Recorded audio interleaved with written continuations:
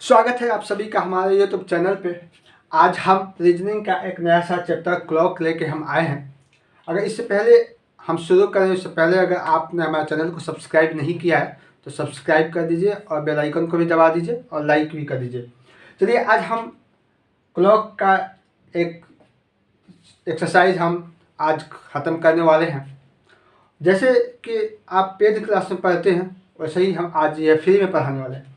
इसमें क्या क्या पूछता है, कितने प्रकार का क्वेश्चन पूछता है, इसको हम आज देखेंगे। चलिए अगर क्लॉक की हम बात करें तो इसमें 4 तरह से क्वेश्चन बनता है। एक प्रतिबिंब पूछेगा।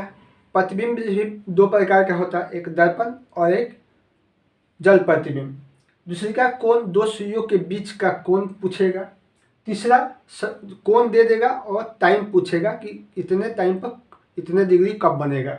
उसके बाद घड़ी स्लो हुआ फास्ट हुआ उसको हम देखना है। और ये सारी चीज़ें एक वीडियो में कवर नहीं हो पाएगा, इसलिए हम इसका अलग अलग सीरीज लेके आएंगे। तो आज हम शुरू करते हैं प्रतिबिंब यानी इमेज।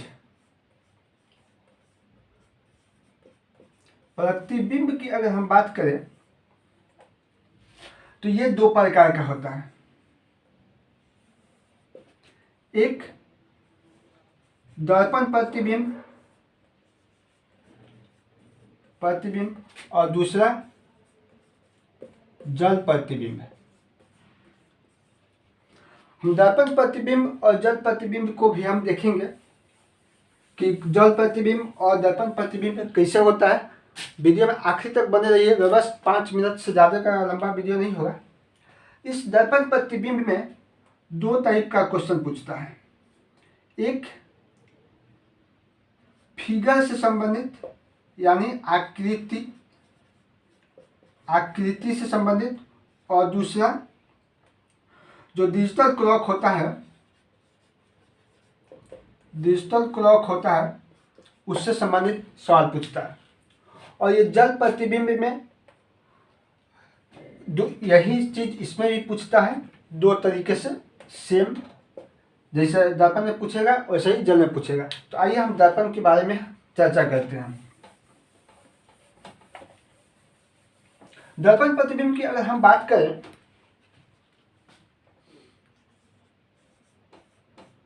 दर्पण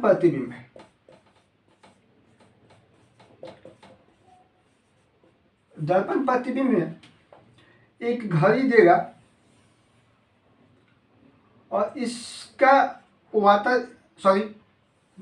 मिरर इमेज यानी दर्पण प्रतिबिंब पूछेगा। और इस घड़ी में पूछेगा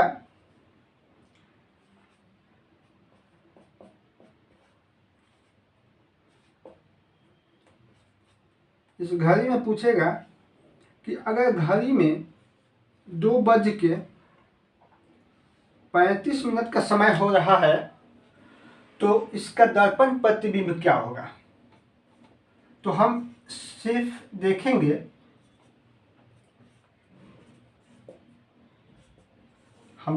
कि कैसे होगा। अब अगर हमको किसी भी घड़ी का दर्पण प्रतिबिंब निकालना होगा, अगर दर्पण ये खड़ा रहेगा, वर्टिकल रहेगा, तो दर्पण प्रतिबिंब होगा यानी मिरर इमेज होगा। और जब नीचे दर्पण आ जाएगा तो ये हमारा जल प्रतिबिंब की तरह काम करेगा। तो अगर इसका प्रतिबिंब हमको निकालना होगा 2:35 का, तो हम इस दर्पण को उठा के हम 12 के पास में हम रखेंगे और 12 से कितना आगे या कितना पीछे और 6 से कितना आगे और कितना पीछे होगा, हम इसका कंपेयर करेंगे। तो आप देखिए कि यहाँ 12 से 2 खंड आगे है, यानी एक यहाँ पर और एक यहाँ पर, और 2 से थोड़ा सा आगे है। तो इसमें जो बनेगा वो 12 से 2 पीछे बनेगा, यानी 2 और थोड़ा सा आगे है तो ये 12 से दर्पण में 12 से थोड़ा सा पीछे बनेगा, यानी 12 से चलेंगे 1 2 थोड़ा सा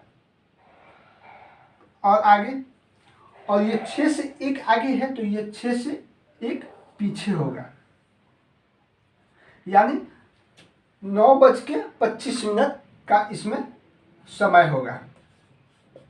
और इसमें 2:35 हो रहा था। ये दर्पण प्रतिबिंब है, यानी मिरर इमेज है। उसी तरीके से अगर आपसे पूछ ले, उसी तरीके से अगर आपको दूसरा क्वेश्चन पूछे कि किसी भी घड़ी में अगर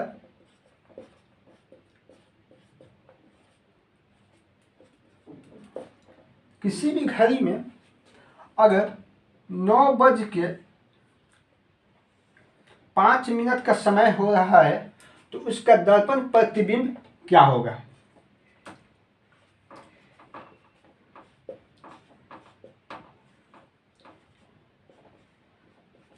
अब हम इसको यहाँ पर हम कंपेयर करेंगे, हॉरिजॉन्टली यहाँ से हम रखेंगे तो 6 से 3 आगे या 12 से 3 पीछे। तो हम यहाँ भी जब 6 से 3 आगे है तो हम यहाँ 6 से 3 पीछे रखेंगे, तो यह हमारा 3 के सामने जाएगा। और ये 12 से 1 आगे है तो यहाँ 12 से 1 पीछे रखेंगे, तो यह हमारा यानी 3:55 होगा। 9:05 का दर्पण प्रतिबिंब 2:55 होगा, 2:55 होगा। इस तरीके से हम दर्पण प्रतिबिंब का फिगर वाला हम क्वेश्चन को सोल्व किया। अब इसके बाद हम जो डिजिटल क्लॉक में आएगा उसकी हम चर्चा करेंगे।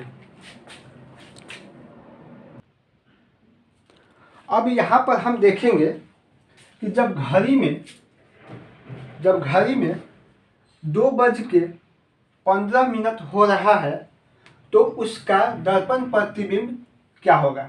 अब इस टाइप का भी क्वेश्चन पूछता है, और इस टाइप का क्वेश्चन बनाने के लिए हमको दिया गया समय में कुछ समय जोड़ के 12 पूरा करना होता है, और जो जोड़ा गया समय होता है वो हमारा आंसर होता है। या इसको 12 बजे में से घटा लीजिए। तो सबसे आसान तरीका है कि 12 बजे यानी 11:07 में से इसको आप घटा लीजिएगा, तो 2:15 माइनस कीजिएगा तो यहाँ पर 45 आ जाएगा और यहाँ पर 9 आ जाएगा, यानी 9:45 हमारा आंसर हो जाएगा। अगर यहीं पर अगर बात करें, ये 9:45 हमारा इसका दर्पण प्रतिबिंब होगा।